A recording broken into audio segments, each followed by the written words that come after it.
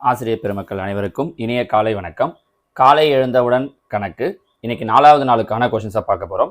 ஏற்கனவே நம்ம ஒரு 3 நாள் பார்த்துருக்கோம். 30 கொஷின்ஸ் இது வரைக்கும் சொல்லியிருக்கோம்.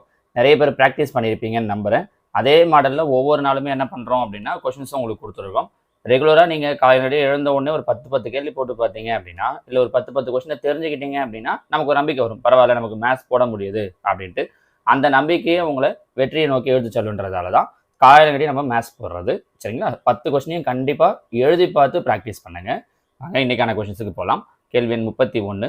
ஒரு வடிவத்தின் சுற்றளவு என்பது என்ன? What is perimeter of the shape? நிறைய பேர் கேட்குறப்ப சத்த இங்கிலீஷ்லேயும் சொன்னீங்கன்னா கொஞ்சம் நல்லா இருக்கும் அப்படின்னு இருந்தீங்க.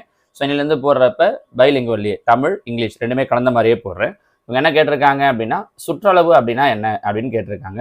சுற்றளவுங்கிறது ஒரு வடிவத்துடைய மொத்த தொலைவு, அதை சுற்றியுள்ள மொத்த தொலைவு, வடிவத்தை சுற்றியுள்ள மூடிய மேற்பகுதி, அடைப்பட்ட பகுதியின் கோல்திறன் இப்படின்னு ஒரு 4 ஆப்ஷன் கொடுத்துருக்காங்க. What is the perimeter of the shape? The total distance across a shape. அதாவது ஒரு வடிவத்துடைய மொத்த தொலைவு அப்படிங்கிறது கிடையாது. வடிவத்துடைய மொத்த தொலைவுனா அப்படி உள்ள இருக்கிறது வெளில இருக்கிறது இதெல்லாம் சேர்த்து அப்படின்னு சொல்றாங்க. இல்லை, த total distance around the shape. ஒரு வடிவம் இருக்கு அப்படின்னா இதோடைய இந்த வடிவத்தினுடைய டோட்டல் டிஸ்டன்ஸ் அப்படின்றாங்க. The space occupied by the shape. வடிவத்தை சுற்றியுள்ள மூடிய மேற்பகுதி கிடையாது. வடிவத்தை சுற்றியுள்ள மூடிய மேற்பகுதி அப்படிங்கிறது அதோட பரப்பளவு. The capacity of the space கிடையாது. கெப்பாசிட்டி அப்படிங்கிறது என்ன அப்படின்னா அதோட அந்த கொள்திறன் வால்யூம் அதை சொல்லுவாங்க. சரிங்களா? வடிவத்தின் மொத்த தொலைவு இது இங்கிலீஷில் பார்த்தீங்கன்னா கரெக்டாக தெரியுது. Total distance across a shape. Across a ஷேப்ங்கிறது கிடையாது. த டோட்டல் டிஸ்டன்ஸ் அரவுண்ட் எ ஷேப். அந்த வடிவத்தை சுற்றியுள்ள இப்போ ஒரு சதுரம்னு எடுத்துக்கிறோம் அப்படின்னா இந்த வடிவத்தை சுற்றி இருக்கக்கூடிய இந்த மொத்த தொலைவை தான் நம்ம என்னன்னு சொல்லுவோம் அப்படின்னா சுற்றளவு அப்படின்னு சொல்லுவோம். Answer option B. ஓகேங்களா? அடுத்ததா கேள்வி எண் 32. 15 சென்டிமீட்டர் மற்றும் 21 சென்டிமீட்டர் அளவுள்ள செவ்வகத்திலிருந்து வெட்டப்படும் பொழுது கிடைக்கக்கூடிய மிகப்பெரிய சதுரத்தின் சுற்றளவை காண்க. What is the perimeter of the greatest square cut from the rectangle of dimensions 15 centimetre and 21 centimetre? Question புரிஞ்சுக்க முடியுதான்னு பாருங்க. இது ஒரு ரெக்டாங்கிள். இதோட நீளம் 21 சென்டிமீட்டர், இதோட அகலம் 15 சென்டிமீட்டர். நீளம் அகலம் நான் உங்களுக்கு கொடுக்கல, இதனால நம்ம அப்படி தானே எடுத்துப்போம். பெரிய அளவு 21, சின்ன அளவு 15. இதுலேருந்து ஒரு ஸ்கொயரை கட் பண்ணுறோம். ஸ்கொயர் மேக்ஸிமம் ஸ்கொயர்னும் போது கண்டிப்பாக இந்த பக்கம் 15 இருக்கிறதால இது 15. இது ஒரு ஸ்கொயராக கட் பண்ணோம்னா இங்கே நம்ம எடுக்கும்போது எவ்வளோ தான் எடுத்தாகணும் அப்படின்னா 15 தான் எடுத்தாகணும். ஸோ ஒரு ஸ்கொயர் எடுக்கிறோன்னா இந்த பக்கம் 15, இதை விட அதிகமாக எடுக்க முடியாது. கீழே இந்த சைடில் எடுக்கிறீங்க அப்படின்னாலும் இதுலேயும் நம்ம மேக்ஸிமம் என்ன தான் எடுக்க முடியும் அப்படின்னா 15 தான் எடுக்க முடியும். அப்போ எல்லா பக்கமும் 15.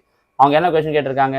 What is the perimeter? அந்த சதுரத்தோட சுற்றளவு என்னன்னு கேட்டிருக்காங்க. கரெக்டாக? சதுரத்துடைய சுற்றளவுக்கான ஃபார்முலா 4 × A.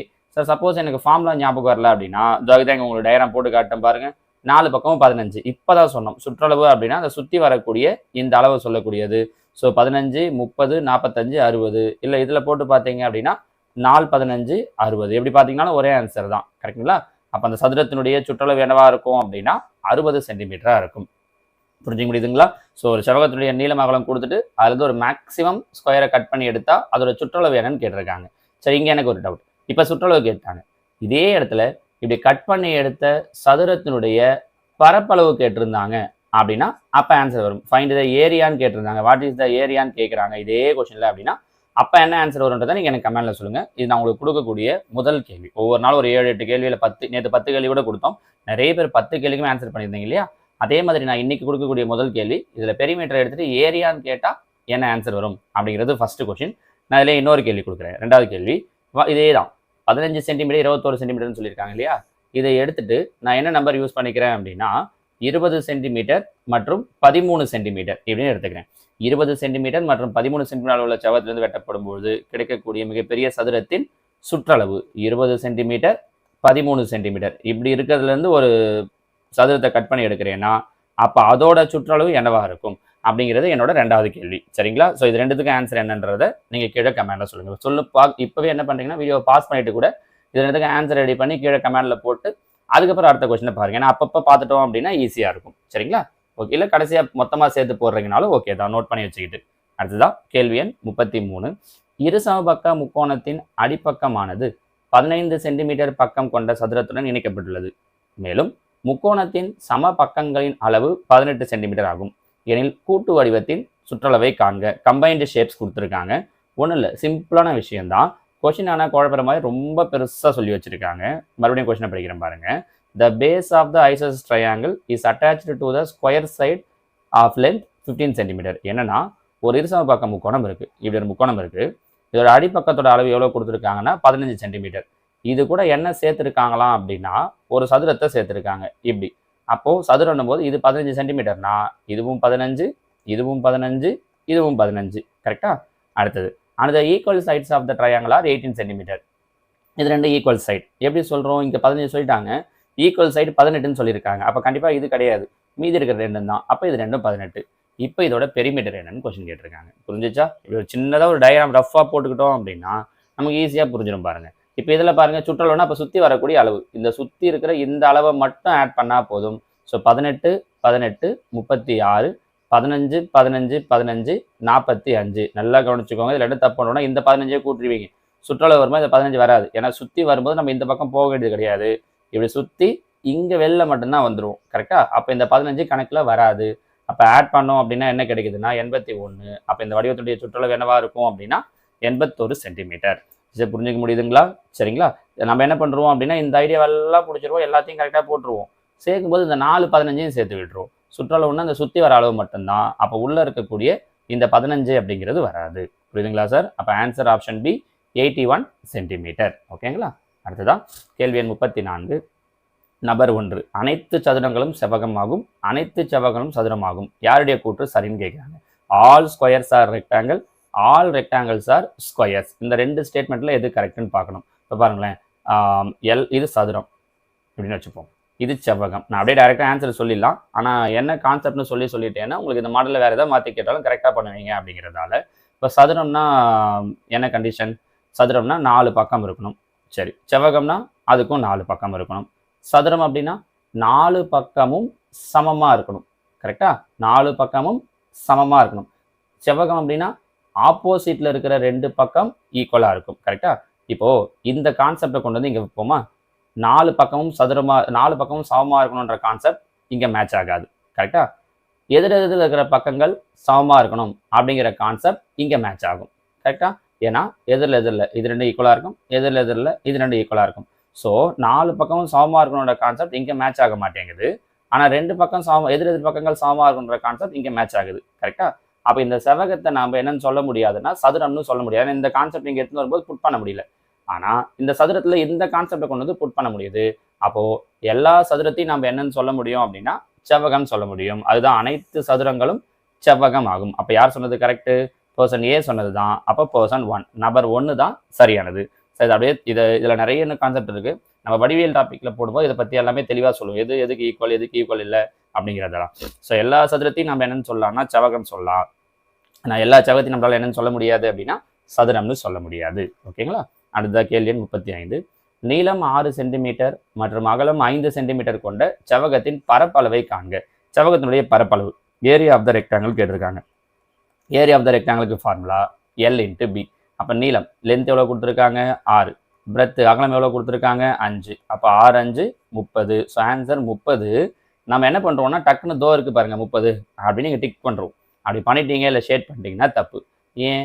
அவங்க அழகாக ஆப்ஷன் வச்சுருக்காங்க பாருங்கள். 30 சென்டிமீட்டர் 30 சென்டிமீட்டர் ஸ்கொயர். இது ரெண்டுத்தில் எது வருதுன்னு பார்க்கணும். அவங்க கேட்டிருக்கிறது ஏரியா. ஏரியா வரும்போது எப்பவுமே யூனிட் எதில் வரும் அப்படின்னா ஸ்கொயரில் வரும், அதாவது ஸ்கொயர் சென்டிமீட்டர்னு வரும்.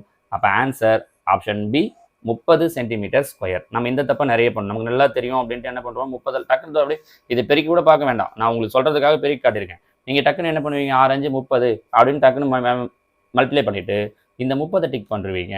கீழே அவங்க ஆனால் என்ன பண்ணியிருக்காங்க யூனிட்டில் தப்பு வச்சுருக்காங்க. அதையும் நல்லா கவனிச்சுக்கோங்க. ஏரியா கேட்குறாங்கன்னா ஸ்கொயர் யூனிட்டில் வரும், வால்யூம் கேட்குறாங்க அப்படின்னா கியூபிக் யூனிட்ஸில் வரும், நார்மலாக பெரிமீட்டர் கேட்குறாங்க அப்படின்னா வெறும் சென்டிமீட்டர் அப்படிங்கிற மாதிரி வரும், சென்டிமீட்டர் மீட்டர்ன்ட்டு. ஸோ அதனால் அதை கொஞ்சம் கவனிச்சு பண்ணணும். ஓகேங்களா? ஓகே, ஏற்கனவே 2 கொஸ்டின் சொல்லியிருந்தேன் கேட்டிருந்தேன்னா 3வது ஒரு கேள்வி. இங்கே செவ்வகத்தோட நீளம் அகலம் கொடுத்துட்டு பரப்பளவு கேட்டிருக்காங்க இல்லையா? இங்கே எனக்கு என்ன ஆன்சர் சொல்கிறீங்க அப்படின்னா இந்த இடத்துல செவ்வகத்தோட சுற்றளவு என்ன வரும்ன்றதை சொல்லுங்கள். Find the perimeter of the rectangle. இதே 6 சென்டிமீட்டர் 5 சென்டிமீட்டர் லென்த்தையும் பிரத்தி வச்சுக்கிட்டு. இது 3rd கொஸ்டின். 4th கொஸ்டின் என்ன கேட்குறேன் அப்படின்னா 12 சென்டிமீட்டர் நீளமும் 3 சென்டிமீட்டர் அகலமும் கொண்ட செவ்வகத்தின் சுற்றளவு மற்றும் பரப்பளவு என்ன, ரெண்டையுமே கேட்குறேன். இது 4th கொஸ்டின். 3rd கொஸ்டின் இதே நம்பருக்கு சுற்றளவு. 4th question length 12 breadth 3. அப்படி இருக்கிற ரெக்டாங்கிளோட பெரிமீட்டர் என்ன, ஏரியா என்ன? இது 4th கொஸ்டின். ஓகேங்களா? இந்த 2 கேள்விகளுக்கும் ஆன்சர் என்னன்றதை கீழே கமெண்ட்ல சொல்லுங்க. அடுத்த கேள்வி 36. பின்வருவனவற்றில் எது கூட்டு வடிவமாகும்? Which of the following is a combined shape? தொலைக்காட்சி திரை, டிவி ஸ்க்ரீன்ங்கிறது ஒரே செவ்வக ஷேப்பில் தான் இருக்கும். கரெக்டாக? கூட்டு வடிவம்னா தெரிஞ்சுங்களா? இப்போ கொஞ்சம் முன்னாடி கூட பார்த்தோம்ல, இந்த ஒரு முக்கோணத்துக்கு கீழே சதுரம்னு சொன்னாங்க பாருங்க. இது ஒரு கூட்டு வடிவம் தான். ஒரு முக்கோணமும் ஒரு சதுரமும் சேர்ந்த மாதிரி இருந்துச்சு. ஸோ இந்த மாதிரி இருக்கிற ஷேப்பை தான் என்னன்னு சொல்லுவோம்னா கூட்டு வடிவம், கம்பைன்டு ஷேப்ஸ் அப்படின்னுவோம். ஆனால் டிவி ஸ்க்ரீன் வெறும் செவ்வகம் மட்டும்தான் இருக்கும். அப்போ இது கம்பைன்டு ஷேப் கிடையாது. ரைட்டா? சதுரங்க அட்டை, செஸ் போர்டு ஒரு ஸ்கொயர் ஷேப்பில் இருக்கும். அப்போ இதுவும் கூட்டு வடிவம் கிடையாது. குடிசை, ஆக்சுவலாக இப்போ நம்ம கொஞ்சம் முன்னாடி பார்த்த அந்த கொஷினே இந்த ஷேப் தான்.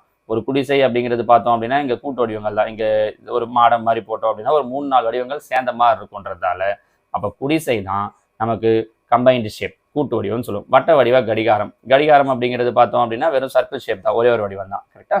ஸோ இதுக்குண்டான சரியான விடை ஆப்ஷன் சி, ஹட். புரிஞ்சுக்க முடியுதுங்களா? சரிங்களா? அடுத்ததா கேள்வி எண் 37. நமக்கு பெரும்பாலும் அவங்க என்ன பண்ணுறாங்கன்னா இந்த மாதிரி ஸ்டேட்மெண்ட் இருக்கிற மாதிரி கொஸ்டின் கேட்டாங்கன்னா நமக்கு டைம் எடுக்கும். அதனால தான் ஒரு நாளுமே ஒரு 2-3 கொஸ்டின் நான் ஸ்டேட்மெண்ட் வர்றது மாதிரி உங்களுக்கு கொடுத்துட்ருக்கேன். ஓகேங்களா? பின்வரும் எந்த தெரிவுகளில் சுற்றளவு பயன்படுத்தப்படவில்லை அப்படின்னு கேட்டிருக்காங்க. சுற்றளவை எங்கெல்லாம் பயன்படுத்தலன்னு கேட்குறாங்க. In which of the following options perimeter not used? அப்போ 3 வந்து பெரிமீட்டராக இருக்கும், 1 வந்து பெரிமீட்டராக இருக்காது. சரிங்களா? ஓகேங்க. நபர் ஒருவர் தரையில் ஓடு பதிக்க விரும்புகிறார். எத்தனை ஓடு பதிக்கணும் அப்படின்னா அந்த ஃப்ளோரில் எவ்வளோ அந்த டைல்ஸ் பதிக்கணும் அப்படின்னா அதுக்கு நம்ம என்ன கண்டுபிடிக்கணும் அப்படின்னா பரப்பளவு, அதாவது ஏரியா கண்டுபிடிக்கணும். ஓகே, நமக்கு ஃபர்ஸ்ட் ஆப்ஷனே தெரிஞ்சிச்சு இது அதான் இருக்காதுன்ட்டு. இருந்தாலும் மீதி எல்லாத்தையும் ஒரு வாட்டி பார்த்துடலாம். ஏன்னா இதுதான் என்ன கிடையாதுன்னா சுற்றளவு கண்டுபிடிக்கல, நம்ம பரப்பளவு கண்டுபிடிக்கணும். ஸோ இது பரப்பளவு கண்டுபிடிக்கிறோன்றதால அவங்க சுற்றளவு இல்லாதது தான் கேட்டிருக்காங்க. அப்போ நம்மளோட ஆன்சர் என்ன அப்படின்னா ஆப்ஷன் ஏ தான். நம்ம இங்கேயே முடிவு பண்ணிடலாம். இருந்தாலும் நான் மற்ற 3 ஆப்ஷன்ஸையும் உங்களுக்கு சொல்லிடுறேன் பாருங்க. விவசாயி ஒருவர் வயலுக்கு வேலி அமைக்க விரும்புகிறார். ஆமா, வேலி அமைக்கிறோம்னா சுற்றி வேலி போடணும் இல்லையா? அப்போ கண்டிப்பாக இங்கே என்ன தான் கண்டுபிடிக்கணும்னா சுற்றளவு தான். பொறியாளர் ஒருவர் வீட்டின் அனைத்து பக்கங்களிலும் சுற்றுச்சுவர் கட்ட திட்டமிடுறார். ஆமா, வீட்டை சுற்றி சுற்றுச்சுவர் கட்டுறோம் அப்படின்னா கண்டிப்பாக அதுவும் என்னது தான்? சுற்றளவு தான். நபர் ஒருவர் விளையாட்டை நடத்துவதற்கு பந்தய பாதையை அமைக்க திட்டமிடுகிறார். ஒரு ஓட்டப்பந்தயம் விளையாடுறோம் அப்படின்னு வச்சுக்கோங்களேன், சுற்றி ஓரத்துக்கு அந்த சுற்றளவு தான் கண்டுபிடிக்கணும். பந்தய பாதையை திட்டமிடணும்னா அது அந்த சுற்றளவு தான்.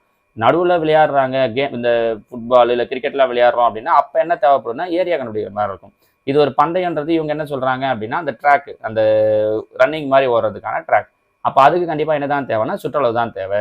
ஸோ இதில் பரப்பளவு கண்டுபிடிக்கிற நிகழ்வு எதுவாக இருக்குது அப்படின்னா ஆப்ஷன் ஏ. அது மட்டும்தான் சுற்றளவு கண்டுபிடிக்கிற நிகழ்வாக இல்லை. ஓகேங்களா? அதுதான் 38. What is the unit to measure area? பரப்பளவை அளவிடுவதற்கான அலகு எது? இப்போ தான் சொன்னோம் பாருங்க, சதுர மீட்டர். கரெக்டாக? இப்போ இந்த போன கொஸ்டினில் சொல்லும்போது தான் சொல்லிட்டு இருந்தோம். So answer option B, square metre. So 2 கொஸ்டினுக்கு முன்னாடி சொல்லும்போது. ஓகேங்களா? இங்கே இன்னொரு கொஸ்டின் கேட்குறேன். 5வது கேள்வி. கன அளவை அளவிடுவதற்கான அலகு எது? அந்த கொஸ்டினில் சொல்லும்போது சொன்னேன். தெரிஞ்சால் டைரெக்டாக ஆன்சர் பண்ணுங்கள். இல்லை தெரியலன்னா திரும்ப இதுக்கு முன்னாடி அந்த மீட்டர் சென்டிமீட்டர் ஸ்கொயரை பார்த்தோம்ல, அங்கே இந்த வார்த்தையை நான் சொல்லும்போது அப்படியே ஒரு ஃப்ளோவில் சொல்லியிருந்தேன். கவனிச்சிருந்தீங்கன்னா இங்கே எழுத முடியும். கன அளவை அளவிடுவதற்கான அலகு எது? இது 5வது கேள்வி. 6வது கேள்வி. நீளத்தை அளவிடுவதற்கான அலகு எது? இந்த 2 கேள்விக்கு என்ன ஆன்சர்ன்றதையும் கீழே மேலே சொல்லுங்கள். கன அளவுக்கு என்ன அலகு, நீளத்தை அளவிடுவதற்கு என்ன அலகு? ஆக்சுவலாக இதுக்கான ஆன்சர் இந்த கீழே இருக்கிற ஆப்ஷன்லேருந்தே இருக்குது. சரிங்களா? அடுத்ததா கேள்வி எண் 39. பலகோணத்தின் டேஷ் ஆனது அதன் பக்கங்களின் கூடுதலுக்கு சமம். The dash of a polygon is equal to the sum of its sides. அதாவது பலகோணத்தோட சுற்றளவு தான் அதோட பக்கங்களுடைய கூடுதலுக்கு சமம். ஒரு பலகோணம்னா ஒன்றும் இல்லை, இப்போ 3 பக்கமும் சமமாக இருக்குன்னா அது ஒரு முக்கோணம். 4 பக்கம் சமமாக இருந்தால் சதுரம், 5 பக்கத்துக்கு வரும்போது ஐங்கோணம், 6 பக்கம் வரும்போது அறுகோணம். அதை மாதிரி இந்த பக்கங்கள் எல்லாம் கூட்டினா, இந்த 6 பக்கம் இருக்குது, 6 பக்கத்தையும் கூட்டுறோம்னா இதுதான் அதோட என்னது? சுற்றளவு. அதுதான் கேட்டிருக்காங்க. அந்த பக்கங்களுடைய கூடுதல் அப்படிங்கிறது தான் அதோட சுற்றளவு, வேற ஒன்றும் இல்லை. சரிங்களா? அடுத்ததா கேள்வி எண் 40. ஒரு ஒழுங்கு பலகோணத்தில் அனைத்து பக்கங்களும் டேஷ் இருக்கும். In a regular polygon all the sides are equal. யோசிக்கவே வேண்டாம், அந்த வார்த்தையிலே இருக்கு பாருங்க, ஒரு ஒழுங்கு பலகோணம். அந்த வார்த்தைக்கு அதான் அர்த்தம், ரெகுலர் பாலிகன்.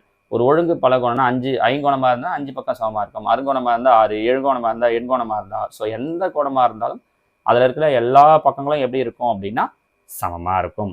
சரிங்களா? ஓகே டீச்சர்ஸ், நம்ம இன்னைக்கான 10 கேள்விகள் மொத்தமாக இதோட பார்த்தோம் அப்படின்னா நமக்கு 40 கேள்விகள் முடிஞ்சிருக்கு. நாளைக்கு நான் என்ன பண்ணுறேன் அப்படின்னா ஒரு 30 கொஷின்ஸை வச்சு மாடல் கொஷின் பேப்பர் ஒன்று கொடுக்குறேன். ஒவ்வொரு சண்டேவுமே நம்ம ஒரு 4-5 மாடல் கொஷின் பேப்பர் பார்த்தோம்னா கூட உங்களுக்கு எக்ஸாம் எழுத ஈஸியாக இருக்குன்றதால நாளைக்கு ஒரு 30 கொஷின்ஸ், ஈவன் இப்போ பார்த்ததெல்லாம் வச்சோம் இல்லை இதை தாண்டி புதுசாகவும் கூட, சரிங்களா, ஒரு 30 கொஷின்ஸை வச்சு நான் ஒரு மாடல் கொஷின் பேப்பர் நாளைக்கு உங்களுக்கு தரேன். இதே மாதிரி காலையிலேயே என்ன பண்ணுறேன் அப்படின்னா அதோட கொஷின்ஸை உங்களுக்கு அப்லோட் பண்ணிடுறேன். அதை பார்த்து நீங்கள் ஆன்சர் ப்ரிப்பேர் பண்ணிவிட்டு ஆன்சர் ரெடி பண்ணி வச்சுக்கோங்க. மதியத்துக்கு மேலேயோ இல்லை ஈவினிங்கோ அதுக்கான ஆன்சருக்கு நான் உங்களுக்கு தரேன். அப்போ உங்களுக்கு அதில் எத்தனை கரெக்டாக இருக்குது அப்படிங்கிறத சொல்லுங்கள். ஓகேவா? ஓகே, நாளைக்கு பார்க்கலாம். தேங்க்யூ.